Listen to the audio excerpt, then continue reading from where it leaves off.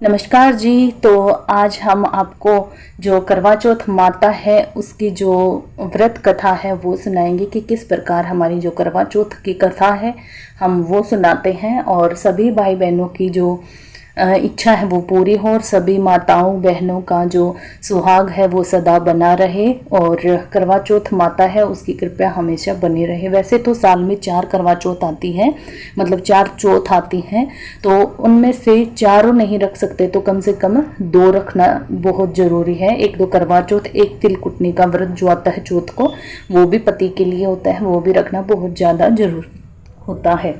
तो आज मैं आपको कथा सुनाऊंगी। कथा सुनने के लिए सबसे पहले हमें अपने हाथ में जो चावल या गेहूं के दाने रखने हैं। खाली हाथ हमें बिल्कुल भी कथा नहीं सुननी चाहिए। अनाज जरूर लेना चाहिए और हुकारे जरूर भरना चाहिए। और मैंने जो है अपनी जोत है और बाकी का जो जल का लोटा है और अपना जो गेहूं या जो चावल है वो रख लिया है मैंने, और अपने जो फल हैं वो रख लिए हैं। यहाँ पे माता रानी की जो चूड़ियाँ हैं वो रख ली हैं और माता रानी की मूर्त और उसकी चुन्नी, सारी चीज़ें मैंने रख ली हैं। तो सबसे पहले हम अपनी माता रानी को तिलक लगाएंगे।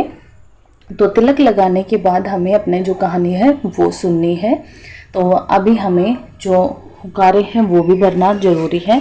तो माता रानी की जो कहानी है तो वो शुरू करना है और चावलों को हमें ऐसे ऐसे करते रहना है।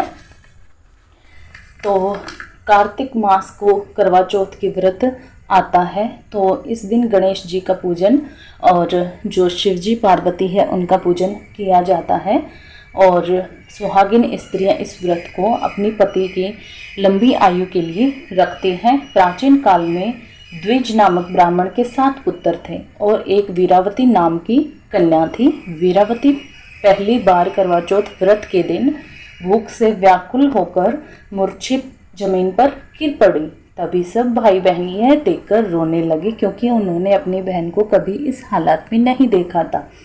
तो सभी रोने लगे। तभी सब भाई बहन यह देखकर बहुत चिंतित हो गई और जल से मुंह धुलाकर एक भाई जो वट का वृक्ष होता है उस पर चढ़कर छलनी के में से दीपक जलाकर बहन से कहा, बहन बहन देखो चंद्रमा निकल गया है।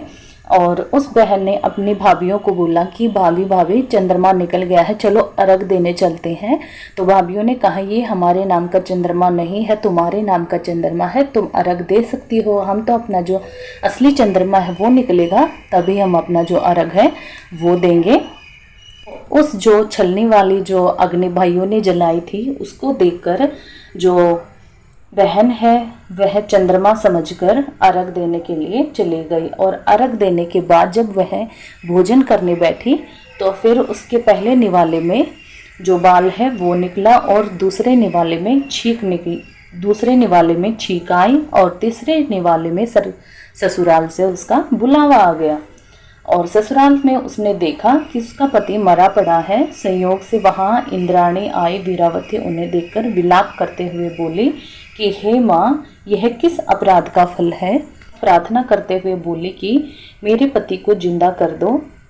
उसने करवा चौथ माता से प्रार्थना की कि मेरे पति को जिंदा कर दो। इंद्राणी ने कहा, तुमने करवा चौथ का व्रत विधिव्रत नहीं किया, बिना चंद्रमा उगाए, बिना चंद्रमा निकले ही तुमने अपना जो अर्घ है वो दे दिया। तो तुमने सच्चे मन से और भूख से व्याकुल होकर तुमने अपना जो है व्रत है वो पूर्ण किया था। यह सब उसी के कारण हुआ है। अब तुम्हें 12 मास के चौथ के व्रत व कथा करवा चौथ का व्रत पूरी श्रद्धा और भक्ति भाव से करना, विधिवत करना, तब तुम्हारा पति पुनः जीवित हो उठेगा। इंद्राणी के वचन सुनकर वीरावती ने विधिवत 12 माह के चौथ और करवा चौथ व्रत की बड़ी भक्ति भाव से सराहना की। इन व्रतों के प्रभाव से उसका पति पुण्य देवता सदृश जीवित हो गया। तो हे करवा चौथ माता, जैसे सबको आती है वैसे हमें भी आए, हमारा भी जो सुहाग है वो हमेशा बना रहे, हमारा जो सुहाग है उसकी लंबी आयु बनी रहे, सभी बहनों की जो सुहाग की लंबी आयु है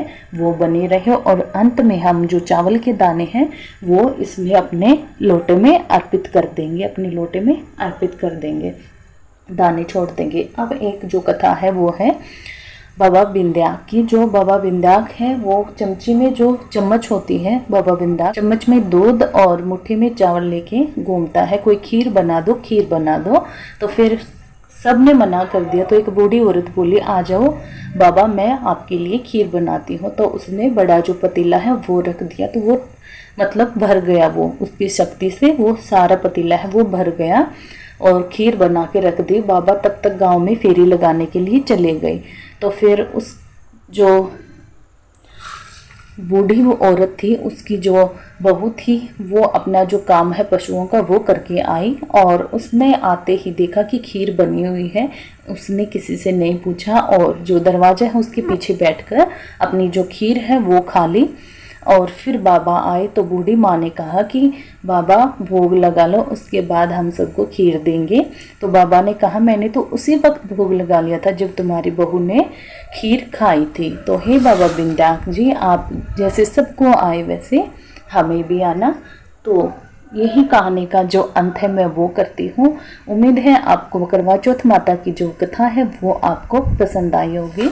तो धन्यवाद जी आप सभी का।